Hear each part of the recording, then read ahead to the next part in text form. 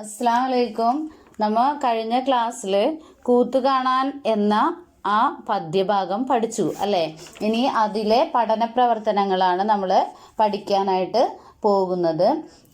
എല്ലാവരും page number 32 എടുത്തു വെക്കുക. എന്നിട്ട് ഞാൻ പറയുന്ന ആ പഠന പ്രവർത്തനങ്ങൾ എഴുതി തരുന്നത് അതിൽ വൃത്തിയായി ടെക്സ്റ്റ് ബുക്കിലേക്ക് പകർത്തണം. കേട്ടില്ലേ? ആദ്യമായിട്ട് പദപരിചയമാണ് നമ്മൾ പഠിക്കുന്നത്. അത് കഴിഞ്ഞാൽ പര്യായ പദങ്ങളും. എല്ലാവരും നല്ല വൃത്തിയിൽ ടെക്സ്റ്റ് ബുക്കിൽ ഈ പേജ് നമ്പർ 32 പേജിൽ എഴുതണം. നന്നായി എഴുതി പഠിക്കണം. ആദി ദുഃഖം, ആദി ദുഃഖം. പുൽകുക, കെട്ടിപ്പിടിക്കുക, പുൽകുക, കെട്ടിപ്പിടിക്കുക. മഞ്ഞളിക്കുക, മഞ്ഞ നിറമാകുക, മഞ്ഞളിക്കുക, മഞ്ഞ നിറമാകുക.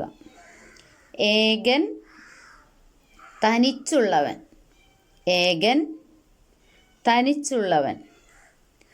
കൂത്തുമാടം, കൂത്തു നടക്കുന്ന പുര, കൂത്തുമാടം, കൂത്തു നടക്കുന്ന പുര.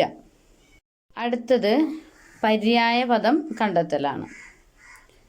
അച്ഛൻ പര്യായം, പിതാവ്, ജനകൻ, താതൻ.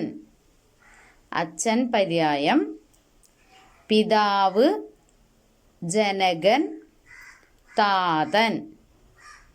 അമ്മ പര്യായം, മാതാവ്, ജനനി, തായ. അമ്മ പര്യായം, മാതാവ്, ജനനി, തായ. ആദി പര്യായം, ദുഃഖം, വ്യഥ, സന്താപം. ആദി പര്യായം, ദുഃഖം, വ്യഥ, സന്താപം.